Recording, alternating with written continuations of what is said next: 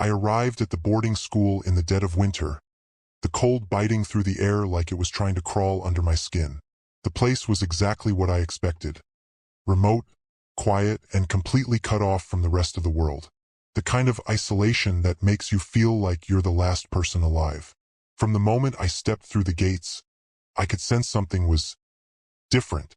The old stone buildings loomed over us like ancient sentinels, watching our every move. The halls echoed with the footsteps of students, but no one seemed in a hurry to go anywhere. Everyone was always quiet, heads down, eyes flickering to the windows as if they were waiting for something to happen. On my first night, after a dull orientation, they gathered all of us new students in the common room. That's when they told us about the rules. Most of them were what you'd expect.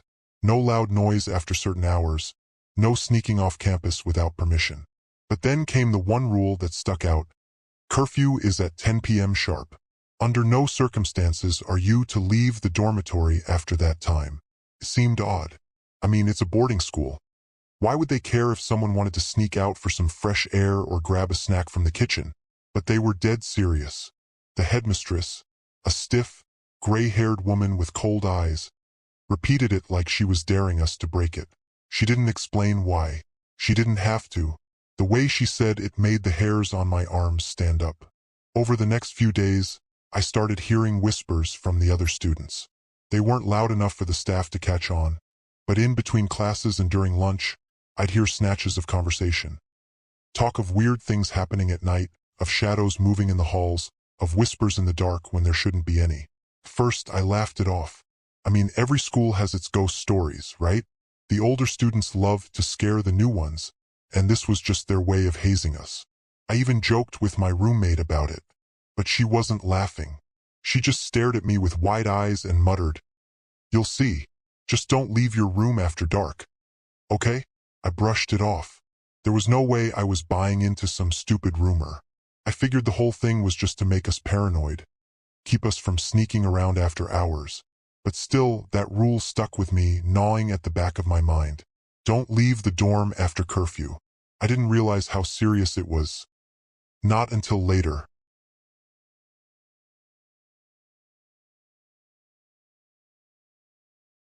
It was around midnight when I first heard it, the sound that shouldn't have been there.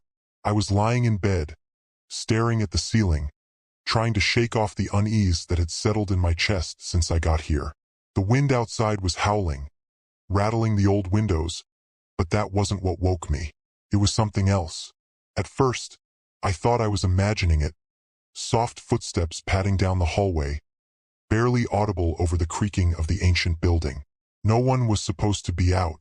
Not at this hour, not with the curfew in place. I listened harder, holding my breath. There it was again, closer now. And then, whispering. Low, indecipherable, like voices carried on a breeze. My heart started to race. It didn't make sense. No one could be out there. The doors were locked and everyone was supposed to be asleep. But the sounds continued, creeping through the cracks under the door, pressing against my ears. My roommate was fast asleep, her breathing slow and steady, completely oblivious. I sat up, straining to catch more. It wasn't just footsteps anymore. There was something else, something heavier, like the slow drag of something across the floor. My stomach twisted. Every instinct screamed at me to stay in bed, to pretend I hadn't heard anything. But curiosity was eating me alive. I had to know. I needed to know what was out there. Slowly, I slid out of bed, my feet barely making a sound on the cold wooden floor. The room felt suffocatingly quiet, like even the air had frozen in place. My hand trembled as I reached for the door handle. I hesitated for just a moment, the words repeating in my head, "Don't leave the dorm after curfew." But I wasn't leaving, right? Just looking. I cracked the door open, just a sliver, and peered into the hallway. The dim light from the emergency exit signs cast long shadows across the floor, distorting everything, making the corridor feel longer than it should. For a moment, I didn't see anything, just empty halls and the usual creaks of the old building settling. Then I saw it. At the far end of the corridor, something shifted in the shadows. At first, it was just a blur, something too dark to be part of the dim lighting. My eyes tried to adjust to make sense of it, but it didn't move like anything normal. It glided, too fast and then too slow, like it was flickering between moments. The whispering grew louder, but the words were still impossible to make out, as though they were coming from everywhere and nowhere all at once. My breath hitched in my throat as the shape twisted and retreated into the darkness before I could fully see what it was. But I felt it wasn't human. Whatever it was, it didn't belong here. I slammed the door shut, heart pounding so hard I thought it would wake my roommate. I backed away, not daring to look through the crack again, my mind racing with questions. What had I just seen? Was it real, or had my mind played tricks on me in the dark? But no, it was real. The footsteps, the whispers, they hadn't stopped. And now I couldn't stop thinking about them either. I couldn't get the image out of my head. That shape, that thing I had seen at the end of the hallway. It haunted me. The next morning, I tried to shake it off, tried to tell myself it was a trick of the shadows or my imagination playing games with me. But deep down, I knew better. Something was wrong here, and I couldn't ignore it anymore. I tried to talk to a few students about it, casually dropping hints, testing the waters. Most of them just gave me weird looks, shrugging it off like I was talking nonsense. One guy even laughed and said I was just spooking myself. But a few of them didn't laugh. They didn't say anything at all. There was this one girl, Liz, who sat next to me in the dining hall. When I mentioned the curfew and the strange noises, her face went pale. She didn't look at me, just whispered under her breath, "It gets colder at night, doesn't it?" Colder than it should. I nodded, feeling the hair on the back of my neck stand up. She glanced around, lowering her voice even more. "People say they've seen things near the old section of the building. Figures. Standing there, watching." I felt a chill creep down my spine. I hadn't heard about the old section, an area of the dorm that had been closed off years ago for renovations, or at least that's what they told us. Most of the students avoided it. The windows were boarded up, and the doors were locked. But something about the way Liz said, "watching," made my stomach twist. That night, I couldn't sleep. The whispers from the hallway were louder now, almost like they were calling me. I kept glancing at the door, feeling that pull of curiosity again, stronger this time. What was out there? What was lurking in those shadows? I couldn't take it anymore. I had to know. Quietly, I slipped out of bed again. This time, I didn't just open the door a crack. I stepped fully into the hallway, the cold air wrapping around me like a freezing hand. The corridor was eerily still, but the whispers were there, just beyond the edge of hearing, urging me forward. I started walking, my heart pounding in my ears. The hall stretched out before me, longer than it had ever seemed during the day. Every step felt heavy, like I was walking through a thick fog, even though the air was clear. I passed the dorm rooms, their doors tightly shut, until I reached the entrance to the old section. The door was slightly ajar. I hesitated, staring at the narrow gap. Shouldn't have been open. No one was allowed in there, but it was as if the building itself was inviting me in, daring me to break the rules. I pushed the door open and stepped inside. The air was colder here, biting into my skin. The corridor was darker, the shadows thicker, like they were alive. I walked slowly, my eyes darting to every corner, every flicker of movement in the dark. That's when I saw it. At first, it looked like a person, tall, standing completely still in the shadows. But as I got closer, I realized something was horribly wrong. Its body was twisted, its limbs bent at odd angles, as if it had been broken and reassembled wrong. The skin was pale, almost translucent, and its face was a blur, like it couldn't quite hold a shape. I froze. My mouth went dry. The figure didn't move, but I knew it was aware of me. I could feel its eyes on me, even though it had no real eyes to speak of. The whispers grew louder, coming from everywhere and nowhere, filling my head. Then it moved. It didn't walk. It glided, shifting toward me in that same unnatural way I had seen the night before, too fast and too slow all at once. My heart jumped into my throat. I turned and bolted back down the hallway, my feet barely touching the ground, the air thickening around me as I ran. I could hear it behind me, that awful, dragging sound. It was following me. The hallway stretched longer and longer, doors melting into the walls as if the building itself was trying to trap me. I didn't dare look back. I could feel its presence closing in, the cold pressing against my skin, and the whispers, louder now, filling my ears with nonsensical words that twisted in my mind. Finally, I reached my dorm room. I slammed the door shut, locking it behind me, my hands shaking. I collapsed against it, gasping for breath, my entire body trembling with fear. But even then, I knew I wasn't safe. I knew it was still out there, waiting, and it knew me now.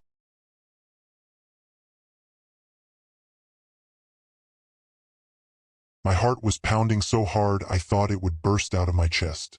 My legs burned with every step as I tore through the darkened halls, the twisted figure still behind me, its movements unnatural, relentless. The dorm, once familiar and quiet, had become something else entirely. A maze of shadows and confusion, warping in ways that defied reason. I ran past doors that should have led back to the main wing, but when I threw them open, they led to nowhere. Storage closets, dead ends, or worse, places that shouldn't exist. One door opened to a staircase spiraling down into darkness, far deeper than the building allowed. Another revealed a room filled with empty beds, though I knew for a fact the dorm didn't have that many students. The hallway stretched and contorted, twisting around itself like it was alive, warping under my feet. The walls, once solid, now felt like they were closing in on me, bending and breathing. I was trapped in a nightmare, and the more I ran, the less I seemed to escape. Every corner I turned led me deeper into a place I didn't recognize, a place that shouldn't exist. The air was freezing, each breath tearing through my throat like ice. I could still hear the creature behind me, the scraping sound of its limbs dragging along the floor, growing louder. It was closing in. The whispers started again, but this time they were different. Louder, more aggressive. They weren't just incoherent sounds. They were voices, overlapping, hissing, and murmuring things I couldn't understand but somehow felt deep in my bones. My thoughts were being invaded, twisted by their presence, each word creeping into my mind like a poison. I stumbled through another door, hoping, praying it would lead me back to the safety of my dorm room. Instead, I found myself in the common room, or what used to be the common room. The furniture was there, but the walls were wrong, angled in ways that made no sense, and the ceiling seemed to stretch endlessly upward, disappearing into darkness. I looked around, desperate for any sign of escape, but the room felt foreign, like I was standing in the hollowed-out shell of something long dead. The whispers swirled around me, louder now, no longer hidden in the shadows. I could hear them speaking, almost chanting, their words growing clearer but more unsettling with each breath. "You're not supposed to be here. It's too late to run. We see you now." I clamped my hands over my ears, but it didn't help. The voices were inside my head, drilling into my thoughts, suffocating me with their weight. My vision blurred, and the room seemed to sway as if the walls themselves were bending toward me. I could feel the figure approaching. The temperature dropped again, so cold it burned my skin. I turned, and there it was, standing in the doorway, blocking my only way out. Its distorted body seemed to pulse with the shadows, its face a blurred, shifting mass of features that refused to settle. It didn't move closer, but I knew it was waiting, waiting for me to break. The whispers grew even louder, pushing me to the edge of panic. "Come closer." "We've been waiting." My legs were trembling, my breath shallow and rapid, but I refused to give in. I couldn't let it end like this. Somewhere, deep in the back of my mind, a single thought cut through the chaos, the exit. If I could find the exit, maybe I could escape whatever this nightmare had become. With every ounce of strength I had left, I sprinted toward the far side of the room, darting past the creature before it could react. It moved too late, its twisted limbs reaching out for me as I threw myself through another door. The hallway beyond was nothing like before. The walls slanted inward, narrowing to the point where I had to hunch over to run. The ceiling was low, the light dimmer, flickering like it might go out any second. But I didn't stop. Couldn't. The whispers followed, their words biting and cruel, echoing louder with every step. The whole building seemed alive, twisting, turning, trying to keep me trapped within its grasp. I ran down hallways that led to nowhere, rooms that shouldn't exist, but I didn't care. I kept running, refusing to let that thing, or whatever this place had become, catch me. Finally, up ahead, I saw it. A faint red glow. The exit sign. My lungs burned, my body screaming in protest, but I pushed harder. I could make it. I had to make it. As I reached the door, I felt a cold presence behind me. Too close, too real.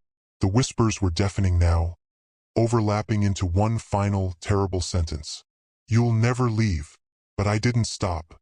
I yanked the door open, flinging myself outside into the freezing night air, slamming it shut behind me. The whispers stopped. The cold was gone. And for the first time, I realized I had no idea where I was anymore.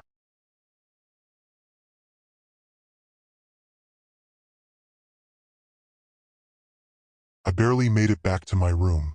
My body was shaking, my mind unraveling with fear. Every step through the halls felt like a struggle, the air thick with the memory of what I'd just seen, what I'd barely escaped. When I reached my door, I slammed it shut behind me and collapsed onto the floor, gasping for breath, heart still hammering in my chest. But even in the safety of my room, something was wrong. The silence was too deep, too unnatural. It didn't comfort me the way it should have. I sat there, hugging my knees to my chest, trying to calm the frantic beating of my heart, but I couldn't stop shaking. It felt like the shadows in my room had grown darker, deeper, like they were watching me. The whispers were gone, but I knew they would come back. That night I didn't sleep. Every creak of the building, every rustle of the wind outside made me jump. I kept expecting to hear those voices again, feel the cold creeping through the walls. But nothing came. It was worse the next morning. As I walked to class, everything felt off. The students moved around me like normal, laughing, chatting, as if the world hadn't twisted into something unrecognizable the night before. But for me, everything had changed. The sun was shining, the day warm and bright, yet I couldn't shake the chill that clung to me. It was like I was walking through a fog, everything muted and distant. And then the whispers returned. They were faint at first, barely noticeable, like a low murmur just beneath the surface of my thoughts. I tried to ignore it, tried to tell myself it was just paranoia, but they were there. Even in broad daylight, I could hear them, creeping into the edges of my mind. You broke the rule. We see you. The words sent a cold shiver down my spine. I glanced around, but no one else seemed to notice. The other students walked by, oblivious, laughing, completely unaware of the nightmare I was still living. That's when I started seeing it again, the figure. First, it was just a glimpse, a shadow in the corner of my eye. I was walking down the corridor when I caught sight of something in the reflection of a window. A flash of pale skin, a distorted face hovering just behind me. I whipped around, heart racing, but there was nothing there. Just the empty hallway, the sunlight streaming through the windows, casting long shadows on the floor. But I knew what I had seen. It didn't stop. Everywhere I went, I caught flashes of it. In the glass of a classroom door, in the mirror in the bathroom, always in the corner of my vision, always just out of reach. The creature, that thing I had seen in the old section of the dorm, was following me. It was watching, and no one else could see it. I tried to tell Liz again, but she just looked at me with pity in her eyes. You should have stayed in your room, she whispered, shaking her head. Once you break curfew, it never lets you go. That's when it hit me. The curfew, that wasn't just a rule to keep us in line. It was a warning. Once you leave the dorm after curfew, you're marked. The whispers, they never stop. They follow you, seep into your thoughts, turning every moment into a waking nightmare. And the creature? It's there too, always lurking in the shadows, just out of sight but never far enough. I can feel it watching me, waiting. I tried to stay inside after that, tried to follow the rules, but it was too late. The damage was done. I'm marked now, and there's no undoing it. No matter where I go, the whispers are with me. No matter how hard I try to ignore it, the figure is always there, just beyond the edge of my vision, waiting for the right moment to come closer. Sometimes I wonder if it's just waiting for me to break again, to make one more mistake. But I know the truth now. Once you've broken the curfew, once you've seen what lurks in the halls after dark, you can never really escape. Something always follows, and it's only a matter of time before it catches up.